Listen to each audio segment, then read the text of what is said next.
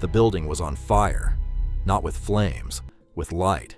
43 floors of pure glass rising above a city that never slept, every window glowing gold against a sky so dark it looked like the world had been wrapped in black velvet. And at the very top, behind the floor-to-ceiling window of the corner office that no one entered without an invitation, stood Ethan, worth $200 billion, master of American finance, a man whose name had appeared on the cover of every major financial publication in the world at least once. He was holding a single piece of paper, and his hands were shaking, not with excitement, not with anticipation, with the particular suffocating terror of a man who has just realized, too late, that the most brilliant decision of his life was also the last one he would ever make. In 12 hours, everything would be gone. The empire, the billions, the legacy he had spent 7 years building from absolutely nothing. Gone, not stolen, not taken by a rival, not destroyed by a market crash or a government intervention or an act of God. Destroyed, completely and permanently, by one decision, his decision. But to understand how a man loses everything, you first have to understand what it cost him to build it. 7 years earlier, Ethan Cole was nobody. Not the inspiring kind of nobody that biopics romanticize. The quiet, grinding, invisible kind. A 26-year-old in a second-floor apartment in Cleveland, Ohio, with a broken radiator, a laptop that took 4 minutes to boot, and a stack of rejection letters thick enough to use as a doorstop. He wasn't charming. He wasn't connected. He didn't come from money or know people who had it. What he had was a problem he couldn't stop thinking about.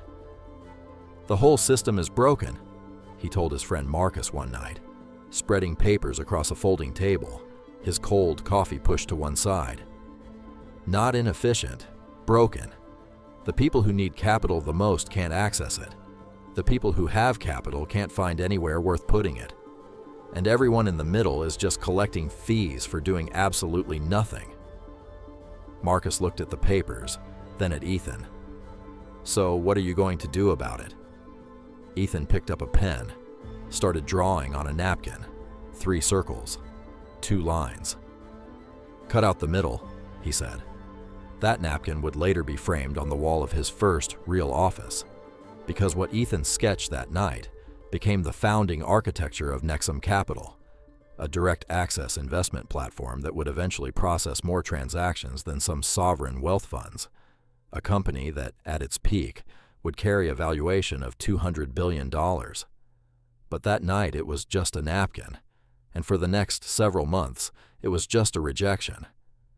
"We appreciate your vision, but the regulatory environment makes this unviable." Rejection 1. Interesting concept, not fundable at this stage. Rejection 14. "You're describing something that would require approvals that could take years, Mr. Cole. Come back when you have traction." Rejection 22. He kept every single letter, carried them to every pitch meeting in a manila folder like they were fuel, not out of bitterness, out of something colder and more useful. Proof that everyone who doubted him was wrong. The breakthrough came in the form of a woman named Diane Hartwell, semi-retired, sharp as a blade, and famous in venture circles for 2 things: near-perfect instinct and near-zero tolerance for nonsense. She sat across from Ethan in a glass-walled conference room, arms crossed, reading the napkin diagram he'd had printed on actual paper. She didn't look up for 4 minutes. He counted every second.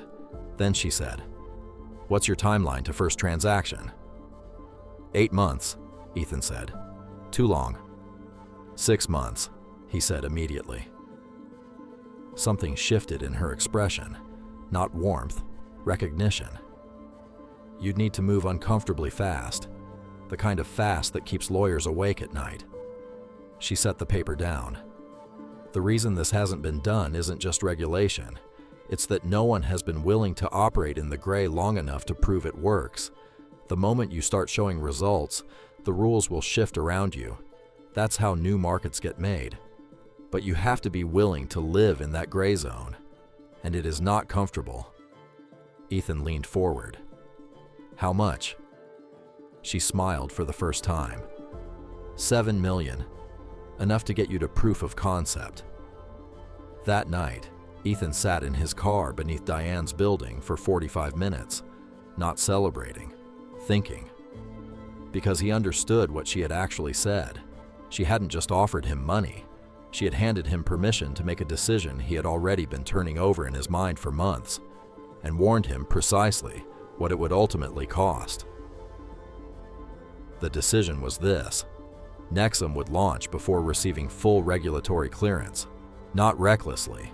Ethan was never reckless, and that controlled boldness was exactly what made him so dangerous. He consulted 3 attorneys, 2 compliance advisors, a former SEC official. The consensus was unanimous. What they were planning existed in a legal gray area. Not illegal, not fully legal. Gray. We file for clearance on day 1 of operations, Ethan told his team. 6 people around a table in a WeWork in Midtown. We're not hiding from regulators. We're moving faster than them. There's a difference. His lead attorney, Richard Ossie, looked at him steadily. There's a difference in intent, Richard said quietly. There may not be a difference in consequence. Noted, Ethan said. We proceed. The room went silent. Then Marcus said, All right then, let's build the thing. And they built it. The first transaction on the Nexum platform, processed on a Tuesday morning in April. $47,000. A small business owner in Phoenix accessing working capital in 11 minutes, a process that would have taken 6 weeks at a traditional bank. Ethan watched it clear on his screen and said nothing. He just closed his eyes for one long second. By the end of the first quarter, $340 million had moved through the platform. By year's end, $4.2 billion. The regulatory filings were still pending. But in the world of capital, numbers speak louder than compliance calendars, and Ethan's numbers were deafening. The first major profile ran in the Financial Times. The headline read, "The Man Rewiring American Finance." Diane called him the morning it ran. How does it feel? She asked. Like the starting gun just went off, he said. She paused, just long enough to mean something. Don't forget what I told you, Ethan. The gray zone doesn't stay gray forever. I know, he said. He believed it. He just also believed, with the certainty of a man who had been right about everything so far, that by the time the zone clarified, he would already be too large to stop. He was right about the growth.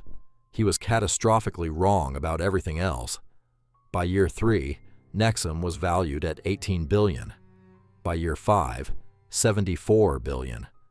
By year 7, the year the world began calling Ethan Cole a once-in-a-generation mind, the valuation crossed $200 billion. 3 offices on 3 continents, 4,000 employees. A private terminal at JFK, where staff knew his coffee order before he landed. And somewhere between the magazine covers, the keynote stages, and the Forbes lists. Ethan stopped listening. Marcus noticed it first. He found Ethan one morning striding past a line of his own employees, eyes forward, not making contact with a single face. Hey, Marcus said, falling into step beside him. David in risk compliance has been trying to get 15 minutes with you for 6 weeks. Have him send a memo, Ethan said. He sent 4 memos, Ethan. Ethan stopped. For a moment, something moved across his face. A shadow, a flicker of the man who once sat in a Cleveland apartment, drawing circles on a napkin. Then it was gone. Schedule it, he said, and kept walking. He never took that meeting. The memos outlined a pattern that should have stopped everything. Regulatory language that had been ambiguous when Nexum launched was being quietly, systematically clarified. 3 new federal rules had entered the register in 18 months. None of them named Nexum directly. All of them applied to Nexum completely. David's 4th memo ended with one sentence nobody ever read. If we are audited under the current framework, we are not in the gray. We are exposed. The auditors arrived on a Wednesday morning in October. No sirens, no press releases. 3 people in dark coats and a formal request to review 7 years of transaction records. Ethan's legal team handled the first meeting with composure. Privately, they were terrified. That night, Ethan sat alone in his office after the building had emptied. He pulled up a photograph of the original napkin on his phone. 3 circles, 2 lines. He stared at it for a long time. His phone buzzed. A journalist. He didn't answer. The story ran 4 days later. The headline was not a profile. It read, "Nexum's Gray Zone. How the $200 billion platform may have been operating outside federal law since year 1. The stock fell 34% before trading was halted. It reopened and fell another 22%. Institutional investors who had praised Ethan on television began releasing quiet statements about reviewing their exposure. Diane Hartwell did not call. Marcus found Ethan in the parking garage on a Thursday evening, sitting on the hood of his car, staring at the floor. "Talk to me," Marcus said. Ethan didn't answer immediately. When he finally spoke, his voice was low and completely still. "I knew," he said. "Not at the beginning, but somewhere in year 4, year 5, I knew the foundation had shifted. And I told myself it didn't matter because we were too big, too necessary, too important to fail." He exhaled slowly and deliberately. "I confused size with safety. I confused momentum with permission." Marcus sat down next to him and said nothing. "Working and right," Ethan said quietly. "I always thought they were the same thing. They're not even close." The settlement came 6 months later. $4.1 billion in penalties, operational restrictions that permanently restructured Nexum's core business. 3 executives resigned. Ethan stepped down as CEO on a Friday afternoon in a statement 11 sentences long that contained no excuses. The penthouse sold 8 weeks later. The corner office was cleared by a facilities team on a Tuesday. Someone found the framed napkin on the floor. They set it on the break room table, unsure what to do with it. It sat there for 2 weeks. Then someone threw it away. He gave one interview, 18 months after the collapse. The journalist asked what he would do differently. Ethan was quiet for a long moment. "I'd read the 4th memo," he said. The journalist frowned. "What 4th memo?" Ethan looked at him, and for just a second, beneath everything that had been lost, something that looked almost like the old clarity came back into his eyes. "Exactly," he said. "It wasn't failure that destroyed Ethan Cole. It was the decision that made him unstoppable. The same boldness, the same refusal to wait, the same hunger that built $200 billion from a napkin and a cold cup of coffee. The same decision that stood in a corner office 43 floors above a sleeping city, holding a single piece of paper, with shaking hands. Every empire has a story, and every story has a decision at its center. The question is, would you have made the same one? If this story hit different, you already know what to do. Like this video, subscribe to Wealth Chronicles TV, and drop your answer in the comments. We read every single one. Every empire has a story. We tell them all.